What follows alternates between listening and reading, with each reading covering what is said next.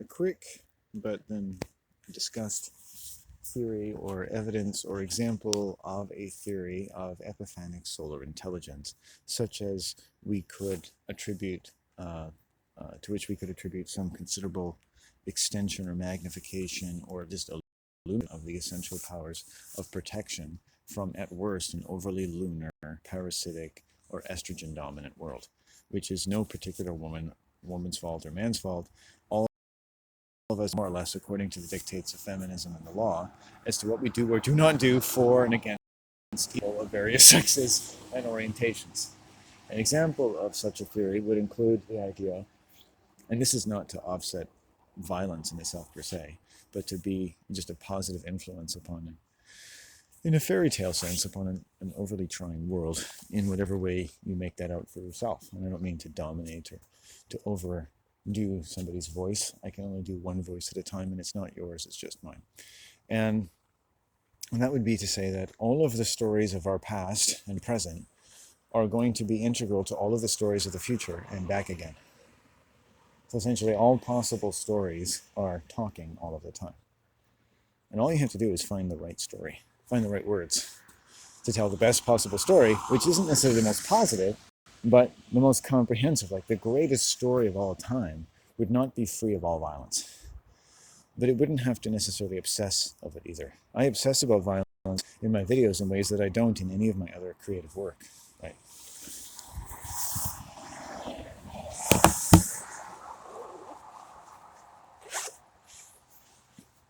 So essentially, as I stand here, all the stories of my past, not that they have to be confined to what we consider verbal, cultural, religious, and can be of a profound range of articulation, given a primal root in our totally instinctual and emotional nature as human animals, sensible of all the other aspects of the animals that have come before us, and particularly those of our own family, and all the behavior, coping, wonderfulness, sacrifice, and sometimes deadly effects thereof.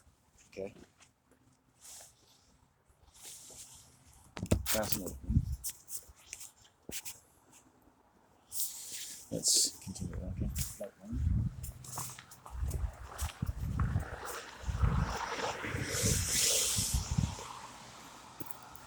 Safety, creativity, and so all the stories of the past related to all the stories of the future. Right? So the most insulting and humiliating behavior of survival-based resort, and all violence comes in groups, and people in those groups are always trying to survive what they consider the awful specter delivered and projected through various modes of quite often theatrical and pathological human behavior. That no one ever commits violence against someone, but they imagine that that person has done something to them, and go into various physiological and theatrical states that can reliably tell people that something bad has happened.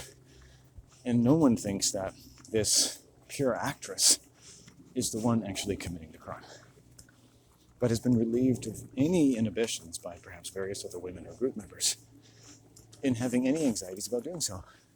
And her consternations are entirely about evincing those above or around her that she is in fact being incredibly harmed by the object of her violence, her projection. And a theatrical magnification of various shock and various emotional and chemical profiles, often irritated and strung out by other lengths to which she goes to ameliorate her various indeficiencies in life, such as through excessive amounts of wine, drinking, or carousing with people of an unfortunately slanderous bearing upon a man such as myself, who has delivered them from any credible expectations that I'm going to let them see my penis in the near future. And this is all it takes.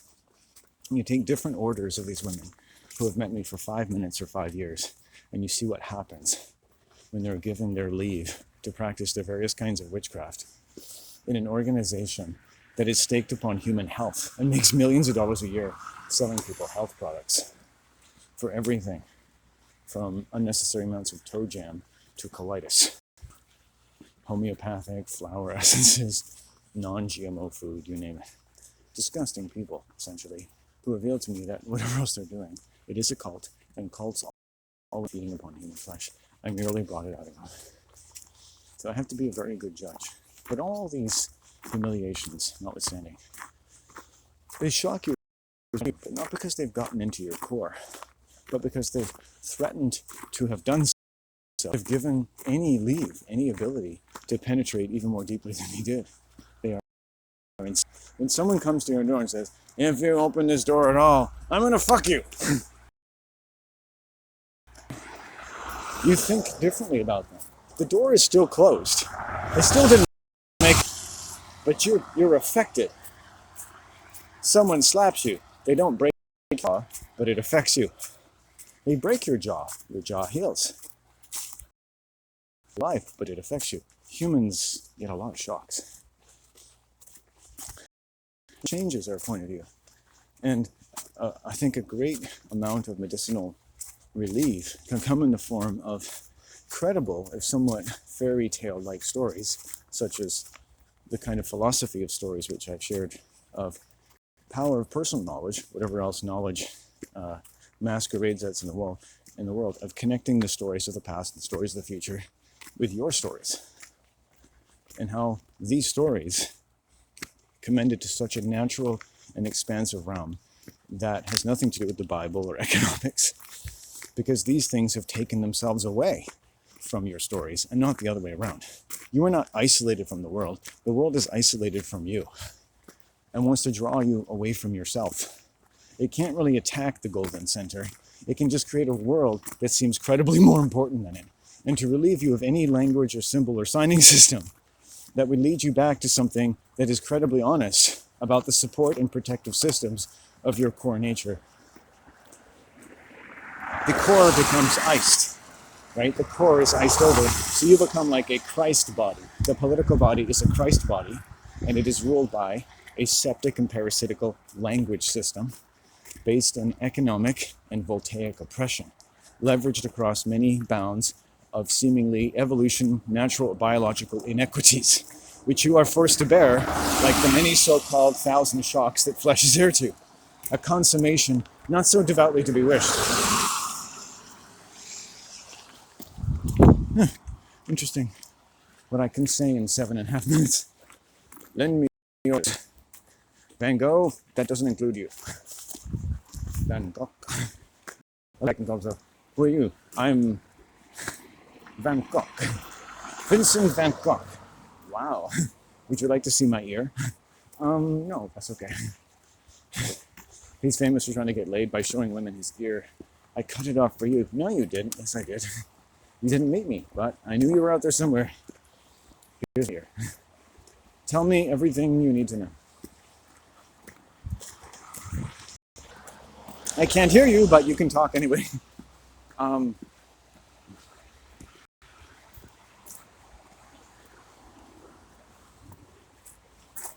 You ever been violated and you notice that people involved can't hear? Like, here we are in reality. I walk into a store for a more recent example, and this manager couldn't hear anything I was saying. And it created a field of such distortion and slander and such schizophrenia. They couldn't, hi. They've come up to me a few times. Hi. Hello. You're beautiful. They get fairies. Wow. I wonder if I sat here, if they'd come back down a bit. So, ears aren't working. Ears aren't working. They hear the sounds coming out of my mouth, but all your body language and all your sounds are not being interpreted correctly. You're being prosecuted, executed in public, right? And the person doing it, even if they're completely wrong, is excused from all wrongdoing because he has the tacit consent that he has found, almost like a police officer soliciting a trespass notice from the owners of the company. Passing on and emulating a theatrical hysteria commensurate with a lynching upon the opposite sex, but free, except for the smile that crosses his face, the hint of fear, as I walk away and say, this is nothing other than sexual assault. How do you know it's not? When your reputation is stripped from you, by 2 weeks of telegraphed hostility without ever verbalizing anything to give you any chance to consider what is being projected at you, precisely because of what's being projected at you and how salacious it truly is, that any question about the risk that is in fact untrue has been released upon you like a pack of hungry dogs. And now 10 or 12 different orders of narcissistic, so credibly employed in a function that most people would know as really nice people selling them healthcare products, is unleashed upon a single human male, one fair day, who knows that something is seriously wrong at the end of the block on camera as he reaches into his bag and quickly slurps down a few gulps of water, saying to himself, I don't think I need to go here, but I have to anyway. I'm going to finish this off. And 2 years later, you're still in shock. How is it possible that you physiologically sensed that you were going to be harmed by someone and 12 orders of people who didn't realize they were harming someone? How is that possible? When you start to examine that, you start to get the reward, right, for your participation that day in pure knowledge that cuts through all the bullshit of the world. In all fairness to people, human beings living in oppression, they tend to wallow in the suspension of disbelief about what people are capable of doing, not because we need to demonize such and such a person, although they will surely demonize you. And they certainly can behave credibly like demons under the power of certain unholy, if human, forces of emotion, instinct, and fear, created like a new being by an oppressive world, laundered by the only thing you have to give it in return, blind obedience. Under the influence of group psychology and cult pathology, right? Built into all the economic languages, classes, professions, and all the unspoken dynamics of all groups formed after your mother and father leave you alone in the world. This is fact. This is medical fact. So, in return, you get a very no bullshit look at the human mind. No one's going to arrest this person for sexual assault. At best, you could sue them.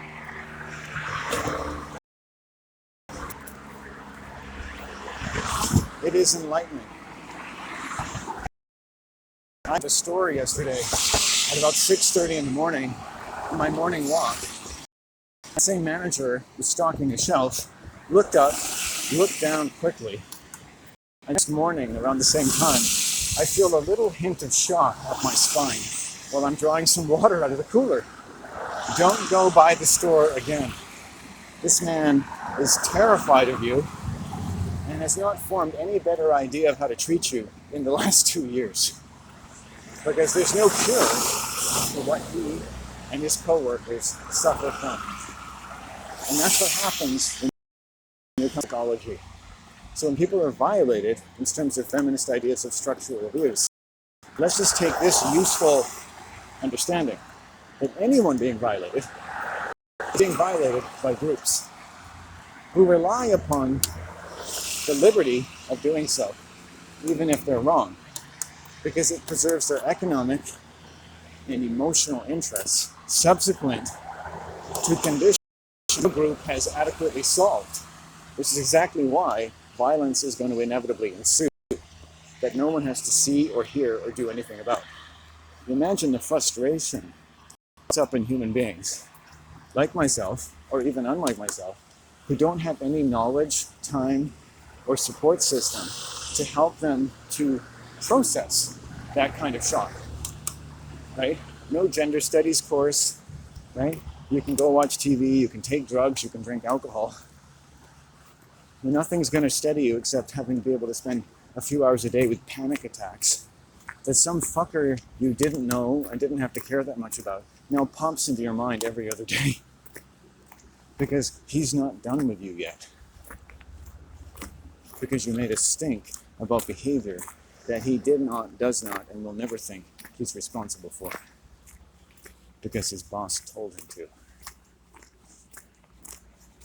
A man who knew you for 12 years, is nothing more than a dedicated and loyal customer whom his young and often female and male staff would often say was the best customer they had. Right? Not that I enjoyed the appellation necessarily, or ever really thought that it was completely without some negative connotations, but nonetheless it is remarkable. Right? The guy was stalking me for a month, and several female employees and the owner were just stalking me. The owner, the last time he looked at me, you could just see the look on his face. It was the first time he'd never said my name, which I don't think was credibly generated ever. And the manager who'd never started saying my name, never said my name, was now coming up to me every day and using my name. So they had swapped personal strategies. He had given him basically some farcical subterfuge, which he dared not emulate. And in both ways, both people gave me nonverbal indications that something was seriously wrong. When people trade personalities, boys, and the focus of this exchange involves the name your parents gave you, that's extremely dangerous, as I learned.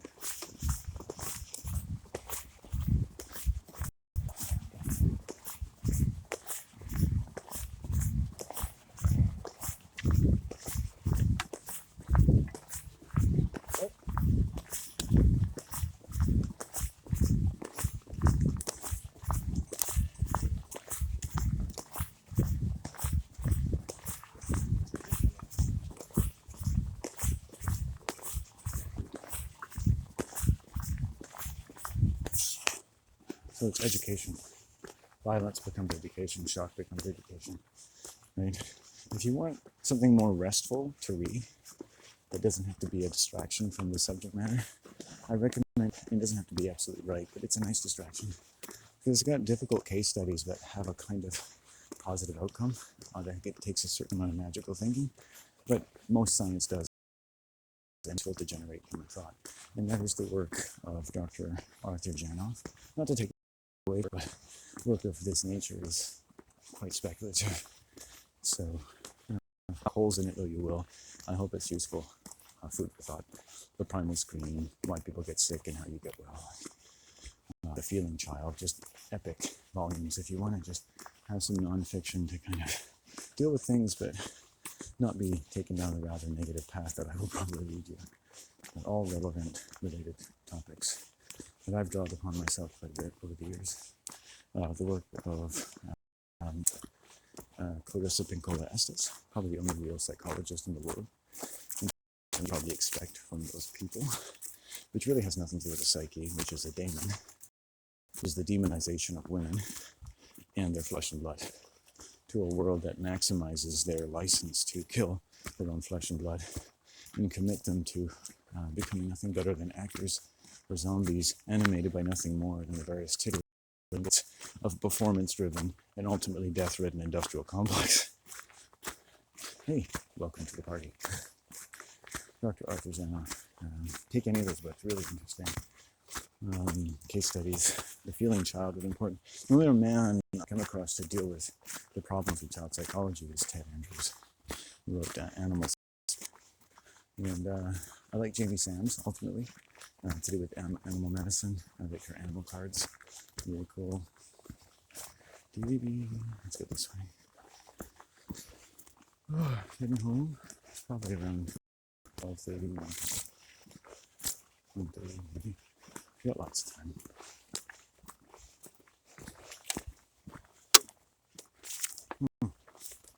Finished our second energy drink. Man, it's not too bad. No injuries. It's not raining very hard. And it's not too cold. All those things.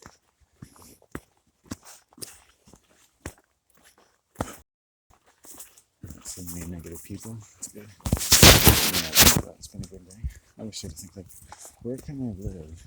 See, I always find the negative people. The two of the people, male and female, that have had the most trouble stalking me, the most unrelenting stalkers I've ever met, are retired child care workers. And this is usually the case, interesting enough. So, I don't want to attack people, I want to learn from people. Right. Yeah, good day. Hope to need a lot of good days to make up for the past. A lot of good days in a row. And I think I have to really believe that my occupations are sound. I will generate money. This is a very courageous way to live your life. And by the way, this, if you think that's credible, and power to you, right? If it's money or not, I hope I'm sharing strength and something of value with other people. And you don't have to get something from me so much as you could share something with me. And so you're really getting it from yourself, right? I'm not really giving you anything, and whatever you're getting, you're probably having to work pretty hard to get it from me, because I use a lot of words very quickly. And I'm not even comfortable with my own knowledge. How are you supposed to be? It's an uncomfortable subject. So, but I think even if I'm not that good at it, I think it gives people feel free in their own safe parameters to just think about and talk about these things, because you're never going to get it perfect. Dealing with shock is not an exact science. It's something you probably learn to do as a guy. It's so wrong in your life. One of the things you just might do is shift your strategy in the way that I walk in certain places. I got to go walk somewhere else. And the people often tell me that. It's like, the more women, the worse it starts to suck my energy. Women in particular.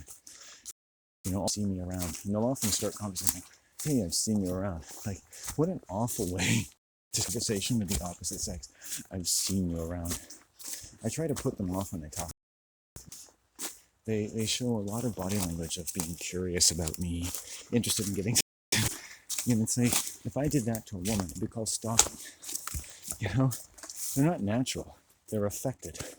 They're like, I've got to do something to show this man I'm interested. I don't give a fuck if you're interested. I'm not out here to have an audience or get your curiosity or interest at all. Have you noticed? For me and men doing their own thing, they have more to share in 2 seconds of talking than all the women I put together in my life. Sharing strength, non-verbal contact. Women don't understand this with men. Is worth all the words in the world. Just if you like me, a little eye contact, feel good about, recognizing the strength of another person. Telling another woman, hey, you look nice today. You're telling yourself you look nice today. Tell me my energy looks nice in your mind, and go on with your life. Don't obsess about me. Hey, your energy looks good. Go on with your life. Men just say, hey, we think that because someone is the opposite sex, it has to be weird. I want to see women whose energy I just like. I never do. I never see a woman whose energy is just like content in itself. Women are insatiable. They're like Wile E. Coyote. They can't be satisfied. Busy, this, that. They're never happy. Their bodies, their lives, right? They are the incarnation of satisfaction that can never be found. And men always end up paying for it. And I'm not saying it's like their fault. Like, men have faults, women have faults. There's going to be imbalances. We're going to hurt each other. I'm not trying to simplify everything, but I'm trying to say, like, I can make it about women and carefully say, women do this, women do this, women do this. It sucks. It's depressing. I'm not sitting here as a female going, but men do this and men do this. And I'm not invalidating feminism. I'm like, anyone who's worked hard to grasp the intractable and overwhelming devices of all that is repugnant to men or women has my fucking admiration. That is fucking pride-swallowing work, okay? I've taken nothing away from the hatred of men or the not-so-hatred of men or whatever. You want to teach little boys not to rape? Be my guest, okay? But I have my own preferences. And along the way, we're going to make a lot of mistakes. So personally, I don't want to teach your children anything, no matter what I think about you. I think you should teach your children the way you want. I should teach my children the way we want. And every year we should have a competition. Whose children are the best behaved? And my children will come out, all elegant and graceful. Just quietly. Your children will be like, hey, woo, yeah, woo, let's act like demons, yeah. Looking at leaves, go behind a tree and urinate. Just stand and communicate telepathically with each other about the rising of the sun, the movement of the birds. Maybe put a little cheese down for a squirrel or something, and then go back to their lives. Dreary and milky they may be compared to your l'allegro and your shrieks and cries unholy, your quips and cranks and wanton wiles. Woo, allegro, up, up, up, always up, and away, to boldly go where absolutely no one has ever gone before. Because wherever you go, especially in outer space, you're a nobody. Okay, so what are we doing? I think I'm gonna keep walking. I don't want to get cold at this point. Nice place though. Yeah, it's pretty cool. I like it was playing 90s music. That's cool. Yeah, I've had a good day. No reason to stop here. Let's keep going. I've made my throat sore by all the talking I've been doing today. I'm gonna turn this off for a little while.